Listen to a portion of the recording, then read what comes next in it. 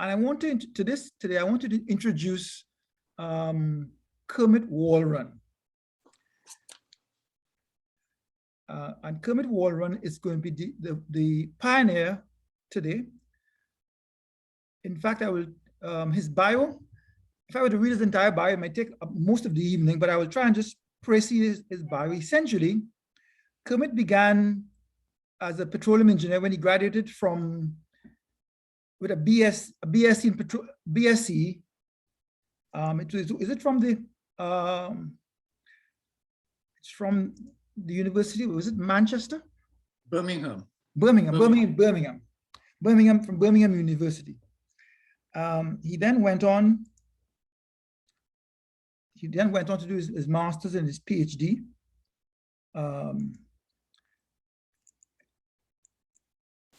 He then worked with wait a minute, sorry, I lost my place a little bit here, folks. Please bear with me.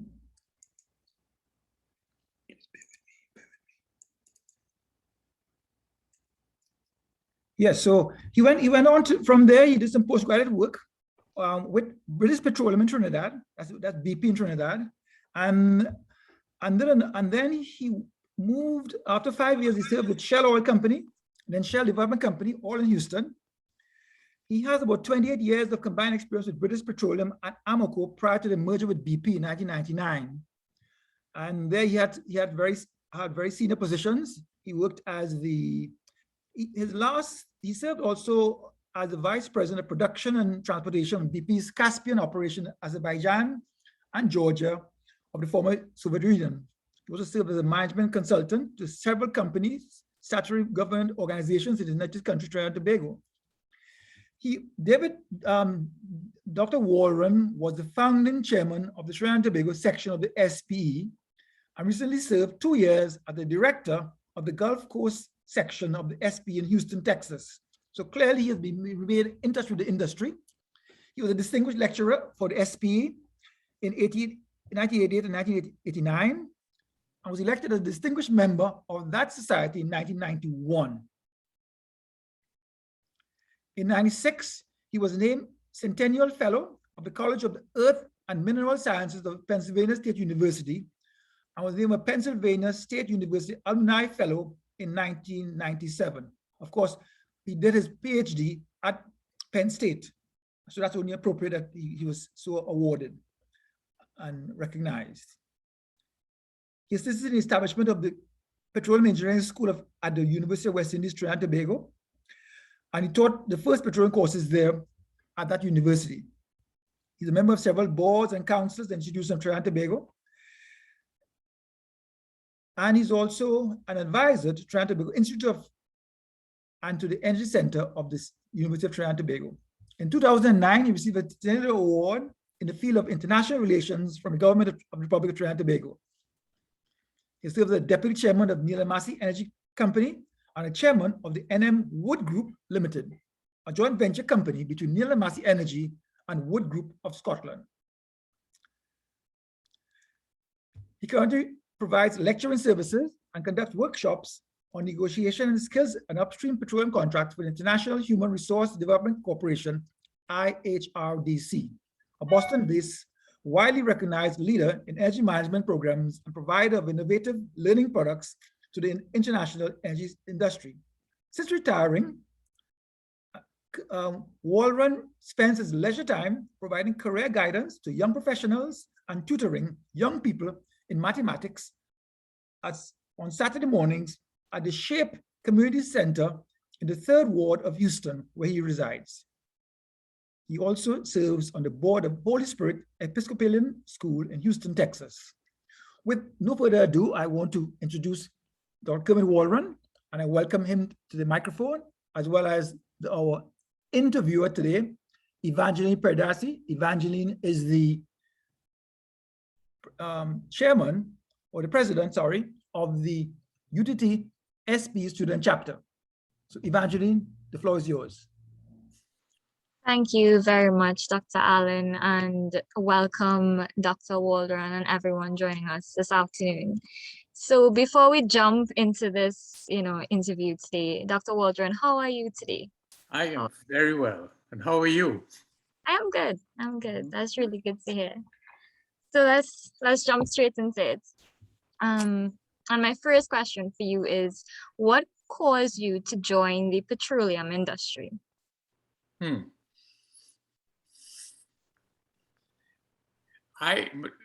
answer I'm about to give you may not be the one you want to hear about, because I will be honest with you. When I graduated from Queen's Royal College many, many years ago, 1958, I had absolutely no idea what petroleum engineering was. I had never heard of it. The industry found me, to tell you the truth, and offered me a scholarship. I was about to go off to England on what was then called an additional island scholar.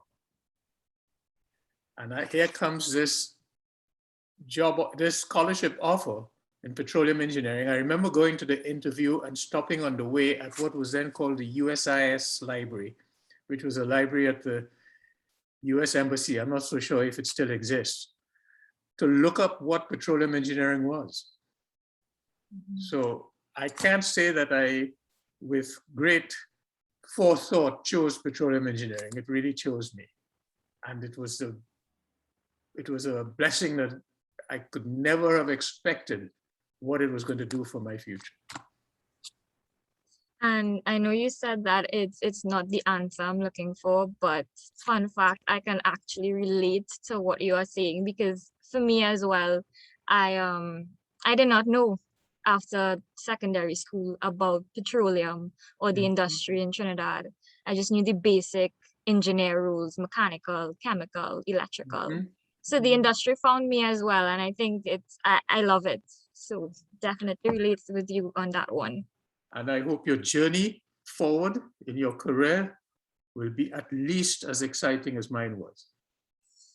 I hope so too. And with that, on that note, what was the industry like in your early career, mid-career, and even late career?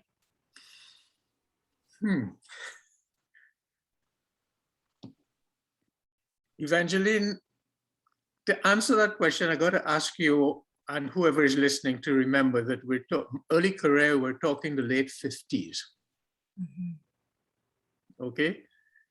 And I will tell you that when I got into this business, the first time I can really say I was really in the industry was when I came home from England on a summer job, and I spent 2 months working in Palo Seco for a company called British Petroleum. But at the time it was a 50% owned government company owned by the British government. And that experience is the experience from which I'd answer your question. What was it like? And it really very, very much felt like it was an industry that was in seclusion in what was called the deep south of Trinidad, virtually invisible to the Trinidad society at large. It was as if we were down in this secluded camp, and on weekends, we bachelors would escape and come up to Port of Spain and then disappear on Sunday evening. And we never really, as an industry, did the idea of telling the world what we did was not part of our fabric. Does that make sense? Yeah. So I was in a job that, and I don't want to belabor the point, but I was in a job where I wouldn't have used the phrase back then. I wouldn't have known the phrase back then, but I felt like I was in a cradle to grave career, that I was safe and secure, being reasonably well paid, enthusiastically happy. That was it. And then 5 years later, and I thought I was doing very well. 5 years later, I was called into the office of my boss's boss's boss, the head of the operation. I'd never been in that office in the 5 years that I'd worked at the company. And this gentleman much older than the rest of us, named John Colcott, says, have a seat.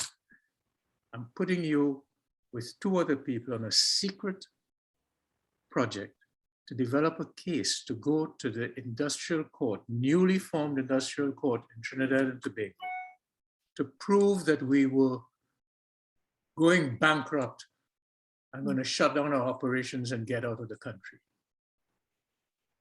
And that was like a slap in my face with a wet towel.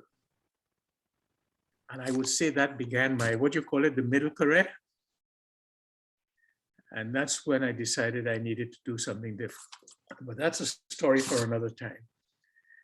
But the short answer is that in the middle career, I had moved out of Trinidad because at that time, most young Trinidadian professionals in the oil business, and there were only very, very few, not counting the ones who worked in the Ministry of Energy. Most of us felt the oil industry in Trinidad was over. And I left and went back to school. And during that next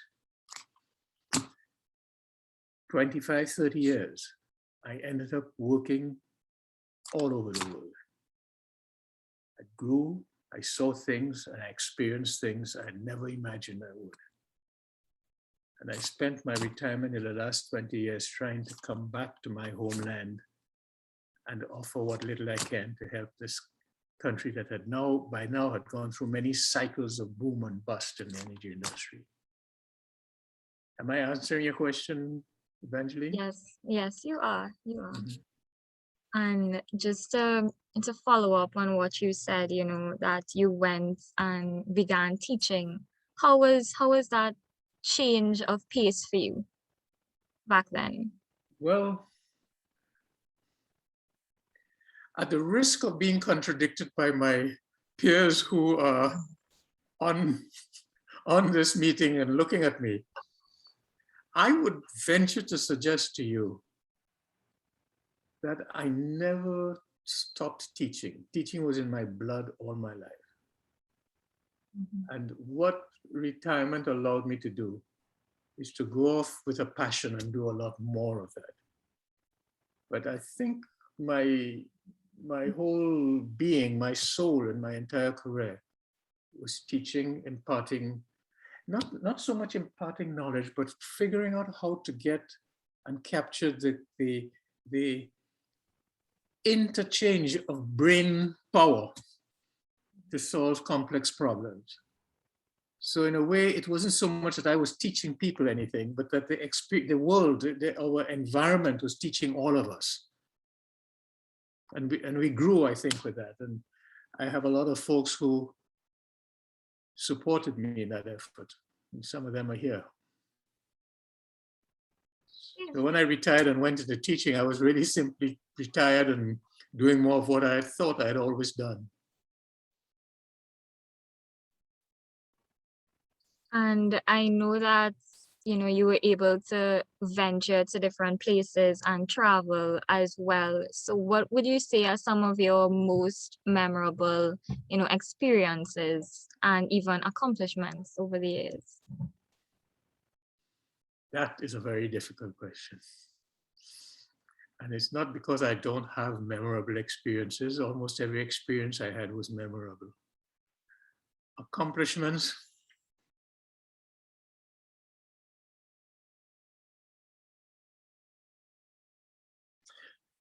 Let me try this as an answer. As far as memorable experiences, those were the experiences that left scars on my career. I learned, but I walked away feeling, man, that was bruising, but I survived it. A lot of engineering challenges we faced seemed insurmountable at the start. And I saw young brains come to bear on it and work extremely hard, long hours, intensely to solve those problems. Being a part of that kind of a team has been a stimulating experience for me, and I experienced that kind of stimulation all over the world, but most preciously in my own country. Memorable accomplishments. There too, that's a difficult question. I will tell you one of the real memorable accomplishments that I have and still experience today is when I run into people whose lives I have touched. And I've always wondered, was it touch for good or for bad? And see that they have absolutely grown and carved their own successful path. And that makes me very, very proud, but also very, very blessed to have been a part of that. And I saw that all over the world. If I go to, when I'm in the former Soviet Union and my drilling manager comes into my office excitedly and he says to me, hey, I met a guy on the platform working for Schlumberger and he sounds just like you. And I said, who was that? And it was a contract engineer who graduated out of the University of the West Indies and whom I'd known in his younger years and was now providing directional drilling services in the Caspian. And I can say to that drilling manager, make sure when he comes off that rig, he comes by my office. That's a proud thing for me. Am I answering or evading? Yes, yes, you are. You are definitely.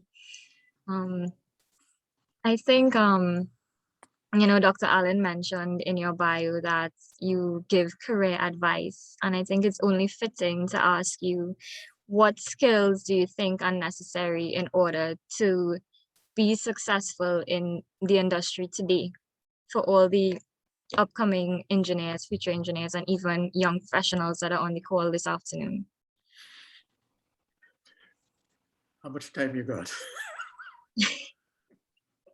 Let me give you a short answer.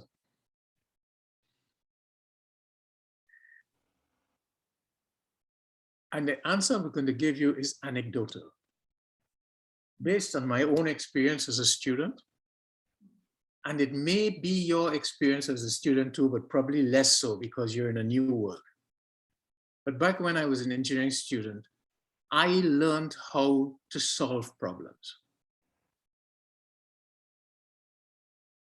My professors brought problems to me, showed me by example, and gave me set problems to solve. In almost every branch of engineering I studied. But when I started working, because of the experience I had down in Palo Seco, I discovered that learning to solve differential equations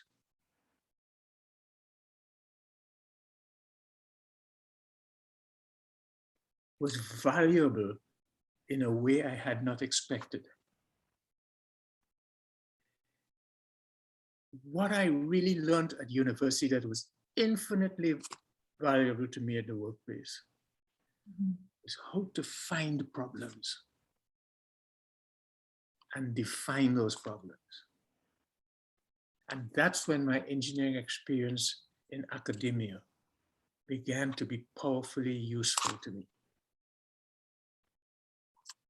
But the thing that the workplace can help you do is to see how to identify a problem and define it. And that's when your engineering academic work becomes empowered, weaponized. Mm-hmm. You see what I'm trying to say? And I tell young people, whenever you're at school and you get a problem, find some time to ask your professor, how was this data collected? What was the equipment that was used to collect it? And what are the skills required to do it? You see what I'm trying to say? Dig deeper. Yeah. Dig deeper. I can go on, but that's just a synopsis of what to think of. No, I agree with what you're saying, because I mean, even in my classes, I tend to sometimes feel like I ask too much questions. Well, professors will feel that way, and they'll probably tell you. So it's a bit refreshing to hear, you know, that it's good to ask. Can I interrupt for 1 second? I know this thing is being broadcast, But there's someone here called Anissa. What's her last name? Sure. Anissa? That name strikes a bell with me.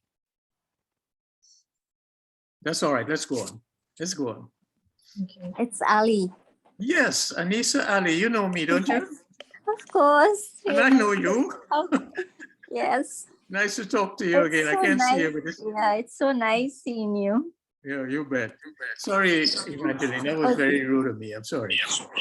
That's no problem.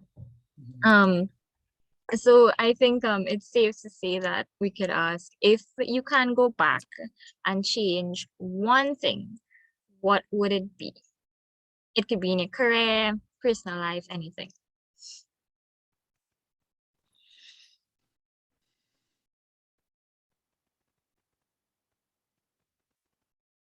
I don't want to be flippant, but I'll tell you, nothing at all. Because even the toughest assignments I've had, even the most negative experience I've had, and I've had many of those, were experiences that allowed me to sharpen my skills.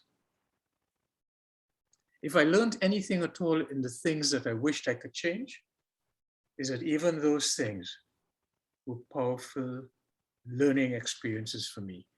And the power of that learning, I can't give up by saying I wished I'd changed that. Does that make sense? And I know it sounds trite, but I mean it sincerely. I understand perfectly where you're coming from with that. Every learning experience builds who you are, who you've become today. And let me just go a little step further. Would it be right to say that a lot of the people, the audience, are students? We have about 3 or 4 students. Okay. Yeah, Let me direct, and probably new engineers in the business. Let me direct a comment provoked by your question directly to them. One of the things that I experience a lot in my coaching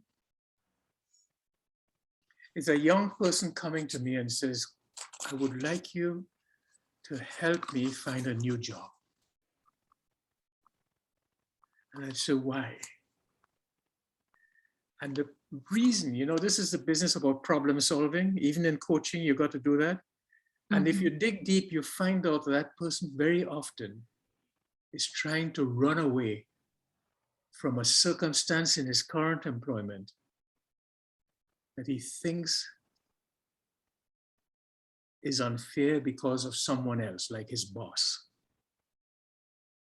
And I say, so you're asking me really to help you find a job with a nicer boss. And my problem is, in my entire career, I have met bosses of all levels and of skills and competencies, just like I have met engineers with all levels of skills and competencies. And you can't ever run away from them. You can try, but you won't ever completely run away from them. And your real skill to develop is how to collaborate with people whose work ethic you don't like, how to influence it. You know, I used to tell a lot of young people, it says your first job is to learn, your first management job is how to manage yourself, and the second one is how to manage your boss. And when you have learned to do those two things, you find that you don't have to run anymore. It sounds very, very, very naive, doesn't it?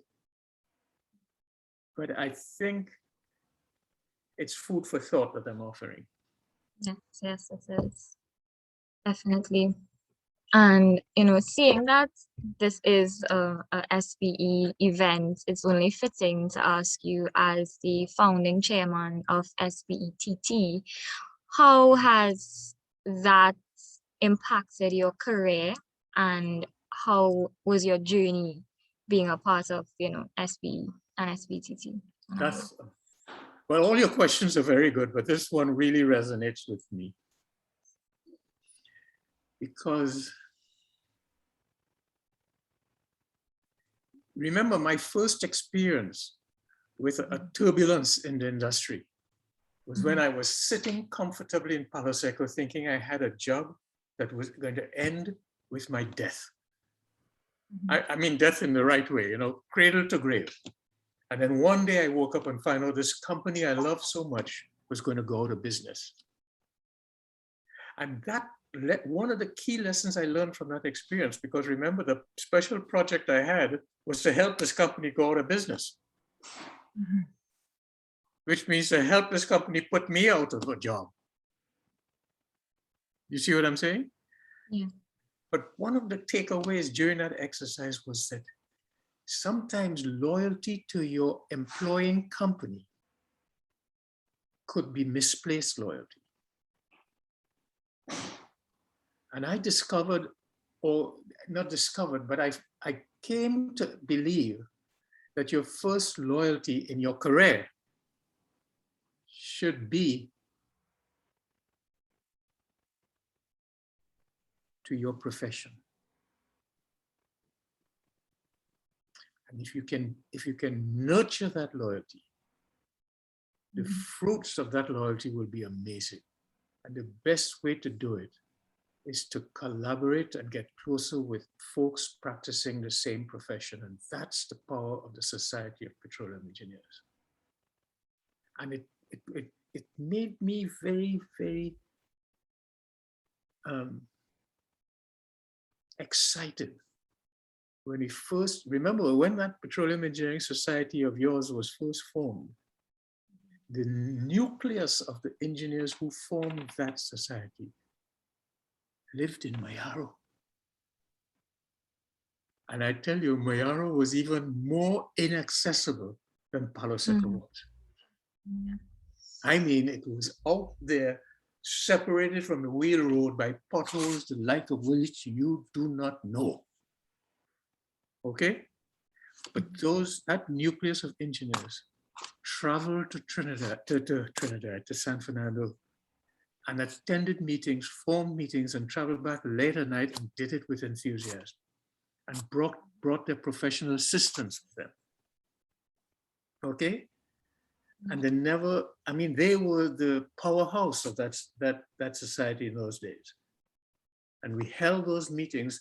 What was the name of that hotel? Royal Hotel. I don't know if it still exists. Royal Hotel in San Fernando under a palm tree. Yes, still there. It's still there? Yes. And the majority of the Society of Petroleum Engineers members in those days really came from that sort of area. But the Galeota folks got that first year going. So it was a loyalty to profession, a loyalty to the society. And I have found that no matter how many times in the years past, and in the years before me getting involved in forming it there, remember I was a member in the United States before that. No matter how much I try to pay my dues to the society, I end up owing more. Because there's never, it does more for you. Just seeing the ability to share what you learn, to publish papers. You know, we sometimes, back in those days, we used to think that you can't write a paper and expect to present it to the Society of Petroleum Engineers if it's not a Pulitzer Prize quality, Nobel Prize winning, and you've got a PhD to be able to write it. I'm here to tell you a lot of field experience and challenges is what focuses the mind of petroleum engineers around the world. So field experience is powerful, and we started publishing that. Neil and Shastri here will tell you till the cows come home about facing challenges with fine sand and corrosion. And it was solved by young engineers. Does that make sense? Yes, it does. Definitely does. Thanks for sharing on that, actually. I know you touched on this earlier, but just to go a little bit deeper, what advice would you give to young professionals who want to make a career in the energy sector?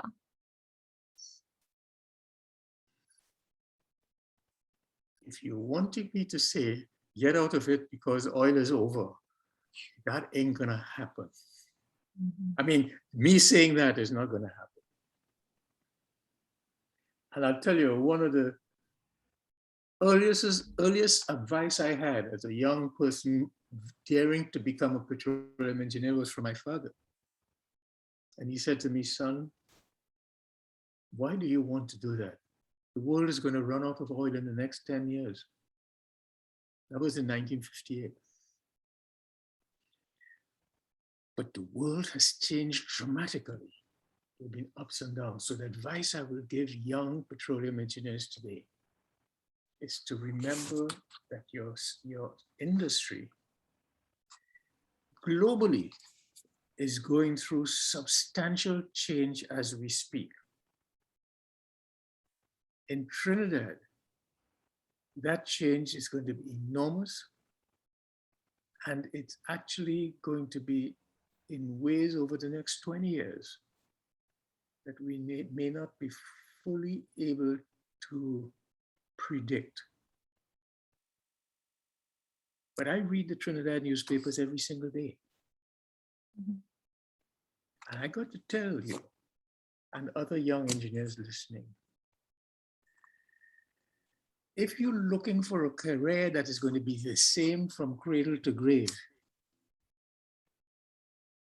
get out of petroleum engineering now.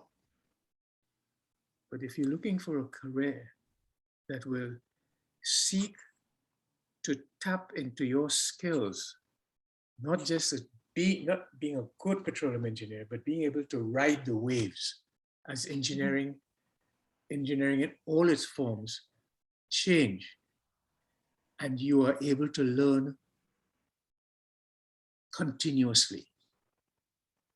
If you can be really a continuous learner, and I mean not learn something now, get a job for 10 years, and then try to re-engineer your skills to go get a different job.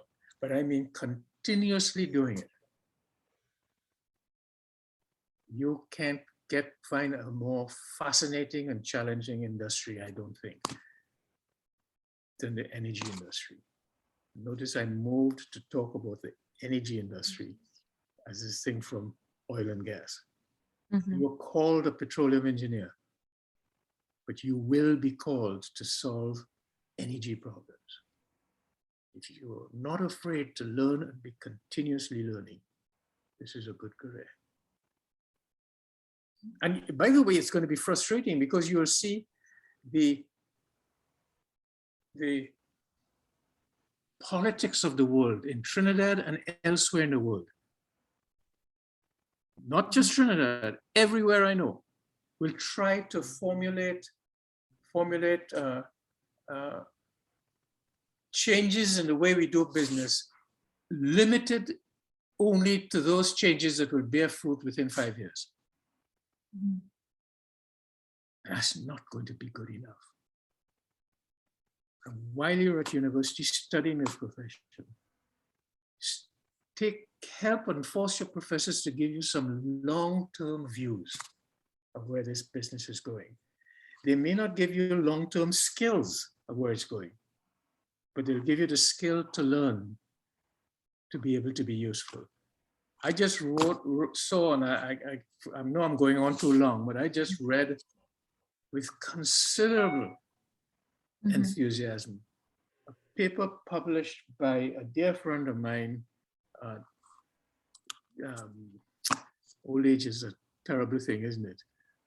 Andrew Jupiter, and a Dutch author, published from the University of the West Indies, on a strategic view of where this energy business is going and how it will be impacted by so many things, including the climate changes that are going on.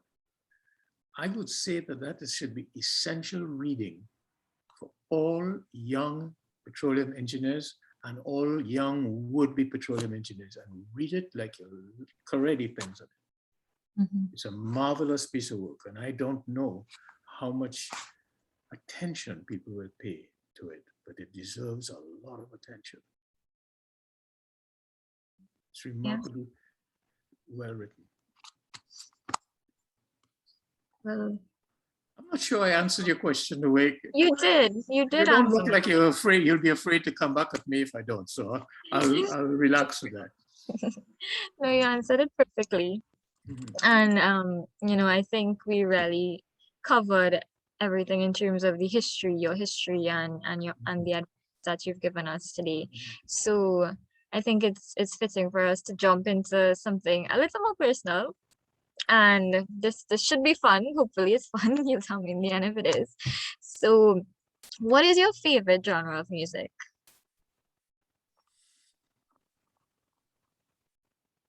This is going to be the tough part of this interview, wouldn't it be? Right. Classical music. Don't tell my daughters I said that, okay? On Yes. that note, do you play an instrument? For my own enjoyment, yes. I play the flute now.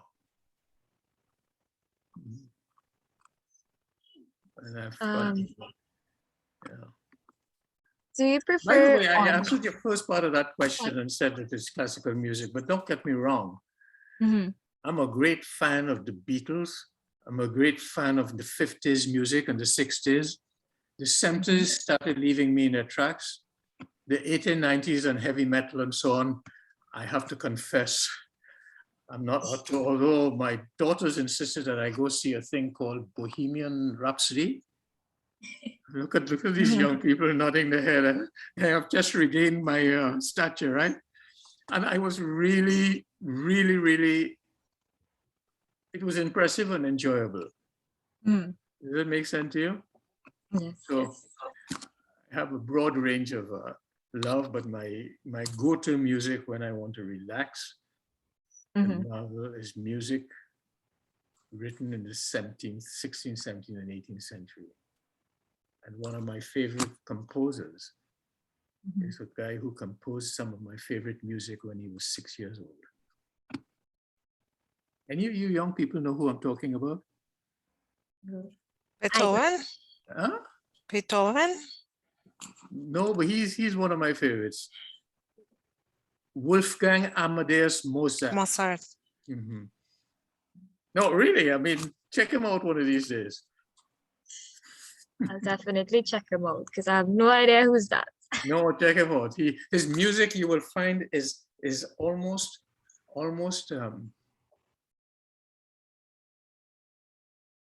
infant-like in its beauty and charm and playful, but it's exquisite.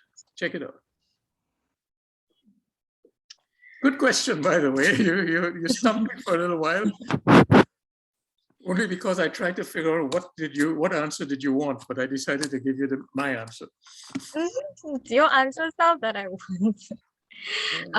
If you could live anywhere in the world at all, where would it be? Trinidad. Trinidad and Tobago. That was the easiest question you've asked, by the way. I mean, you must be running out of power here. No, it really would be Trinidad and Tobago. That's not saying Trinidad and Tobago is a perfect country, huh? There's no such country. But if I had no limitations or impediments to where I live, it would be Trinidad. What is your favorite game or sport?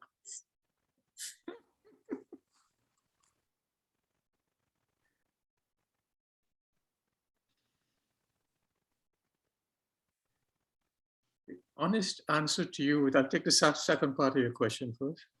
The honest answer to you about sport is that I grew up in a world, in a family, where sports was never something that was emphasized, and I was very grateful for that.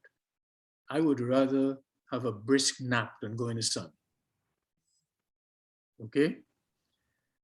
I started playing a little tennis in my old age in Galeota Point and enjoyed it, but it's not my idea. And it's not that I'm adverse to exercise. My favorite exercise activity was running when I could run, and now it's walking. I walk about 3 to 4 miles a day. But those are solitude things to just for my mind. I don't call that a sport. Do I watch sports? When I was in college, I watched American college football. when I was in university. When I was in QRC, I was interested in test cricket and so on, but I never had an enormous passion for it. And that's mainly because I always maintained that as a young kid from the country going into a Port of Spain's high school, being able to participate in sports was an almost snobbish activity. If you went from day one, if you can't bowl and you can't hit a ball with a bat, you don't get picked.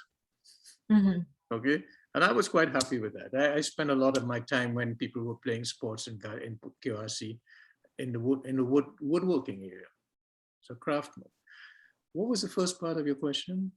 The first part is, what is your favorite game or sport? If you had to pick one. Oh, when you said game, I thought I was thinking of the kinds of games I participated, which again are solitude things. I love mind games. I've been a crossword puzzler for years. I play Sudoku. I do everything that you can think of that exercises your mind while allowing it to relax. And I got that, by the way, not from a geek, but from my mother. My mother was a passionate word solver. Have you ever come across like problems where you know what long division is, you young people? Yes, I remember long division. Yeah, there are books you can buy, and my mother used to have a ton of them where you can solve long division problems where half the numbers are missing. And she would sit and do that, and I say, teach me how to do that. And she'd hand me a book and says, go figure it out. So that's it. But if you meant game, meaning sports, when Olympics are going on, I would watch with great enthusiasm those events that Trinidad is involved in. And if not, the West Indies. But other than that, I became quite interested in cricket. I revived my interest in cricket the other day because as you get old, you get to meet a lot of specialty doctors for reasons you can figure out. And here in the United States, a lot of the experts in cancer and heart and all this stuff, they're all immigrant doctors, and many of them are out of India. And as soon as they find out that I'm from Trinidad, they want to talk cricket. So I went, after I had met this first Indian doctor, very good one, and he was pestering me about cricket. Shastri, I left the doctor's office and went straight to our dear departed friend, Mitra. And I sat down in his living room and I said, Mitra, I want a drink from you and I want you to put me through, update me on what's going on in cricket, because I got a new doctor that I better get smart in cricket. He would educate me in it. Anyway, that's off of the SP business, but you asked a question. Yes.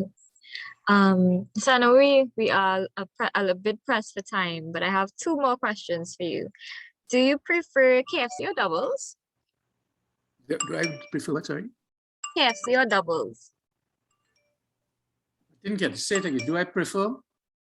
KFC or doubles? KFC or doubles? I'll take doubles. I'll take doubles any day of the week. What do you prefer? KFC? Gotcha. That's a tough one. Yeah. That's a tough Sorry, one. I'm supposed to answer the questions. I'm sorry, I take it back. But a good hot doubles with fly pepper. Even like KFC is easier to find where I live now than doubles, huh? Go ahead. Yeah, it would be. And do you prefer South Trinidad or North Trinidad? Ouch. Ouch. Ouch. And the audience is waiting expectantly to that answer. My honest answer, I prefer Trinidad. And that's not evading it. You know, listen to me. I was born in Couva. I studied school in Couva. I went to San Fernando for what we used to call exhibition class. I went to Port of Spain for high school. I worked in Palo Seco and Mayaro. And the first time I ever lived in Port of Spain was after I retired. So one of the most difficult questions I ever get in my career outside of Trinidad is people would ask me, what part of Trinidad are you from? And I have a taste of every part of the country. So I'm not evading your question. The honest truth is I can't pick. I understand. So Dr. Allen, you think we have time for questions from the audience? Well, I know we have a very small audience today. We have a very small and intimate audience. So I think we have some time for a couple of questions from the audience. So if you want to ask Dr. Walrond a question, unmute your mic and ask him a question now. And I'll be as brief as I can so you can get as many questions in.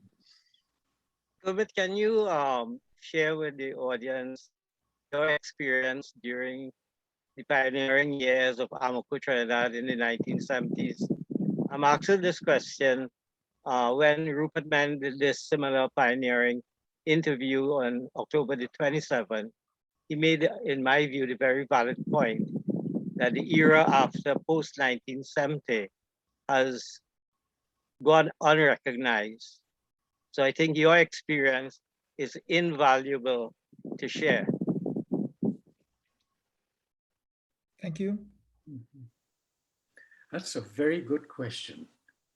And you're talking about the period, sort of the 70s and maybe even the 80s, right? Yeah. I'll tell you very personally how I felt in those days. And I'm not blaming anybody for this. Or let me put it this way, there's blame to go around, including on us. But operating in Mayaro, Galeota Point, I was almost every single day reminded that 70% of the revenue stream to Trinidad and Tobago crossed that fence in Galeota Point, in oil and gas. But the importance of that work was not recognized outside of Mayaro. And sometimes I felt very lonely with my team down there, struggling to find water that we could drink, struggling to see electricity that is sustainable, struggling to find the kinds of services that your family needs to be able to survive in that very, very pioneering world. I mean, we had to build a private school, as you all well know. We had to worry about young trainees who graduate with exhibition with common entrance and have to get to school every day in San Fernando or Port of Spain. And by the way, from that private school, they were passing pretty darn high for first choice. And the issue of getting the infrastructure support for that area was almost entirely on our shoulders. And that made me feel a little lonely for my staff being down there. But in spite of all that, and this is why I think all of you all who worked down there, not to take away anything from the Palo Seco people and from the San Fernando folks and so on, and point forward in, but this is why I felt that those folks in the early 70s deserved the title of being pioneers. They were there with their hatchets carving the way through the thicket in the forest. Does that make sense? Or you come back to me if I'm not hitting the... Thank you very much. Thank you very much. And so another question from anyone else in the audience? Yes, I have a question. Yes. Mr. Walrond, you mentioned the idea of early students in your time thinking of a job as cradle to grave. And now that has changed. And we see it globally, the idea of the gig economy or the idea of being a forever consultant, meaning you are not living or dependent on one company, but you're moving around. And besides the technical skills, now you have to manage your finances, you have to manage you as a brand to go out there. We are seeing this. In the past, we see the people of your generation going in consulting late in their careers where they have already 20 years of experience and now that all that wealth of knowledge. But we don't get, the young people now are not getting that chance to build that career. What will you recommend that these young professionals do to speed up that wealth of knowledge that could allow them to move in this new way of working in the industry, in the energy industry in general? Thank you.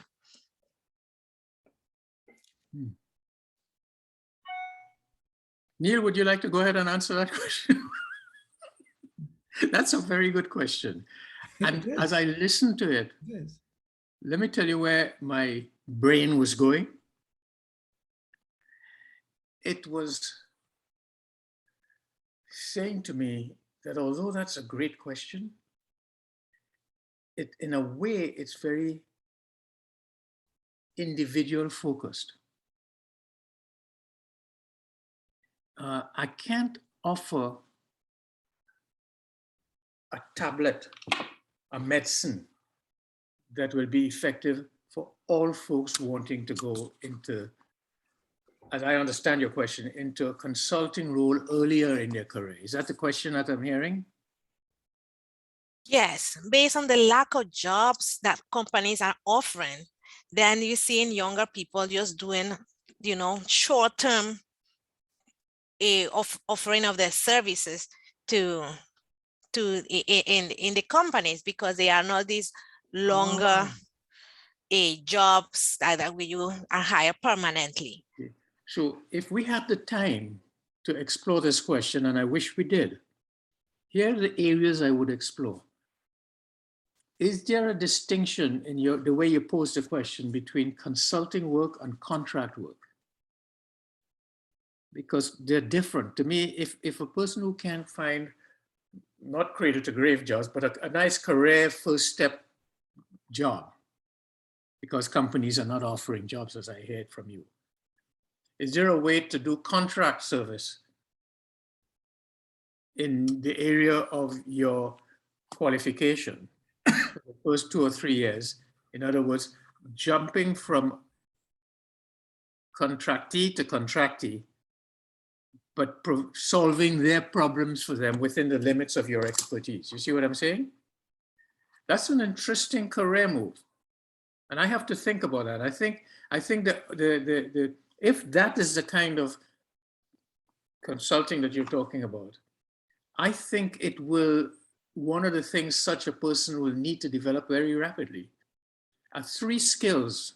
I'm thinking as I'm talking here, okay? 3 skills. And I'm not sure, let me just tell you what they are. One is self-confidence. The other one is self-salesmanship without belittling yourself. You got to have the confidence and you got to go out and say, I'm not, you know, I understand that you don't have a job vacancy for me, but are there some problems I can solve for you on a contract basis? Are there problems you may not have that you will offer to pay me to go find for you and solve for you? You see what I'm saying?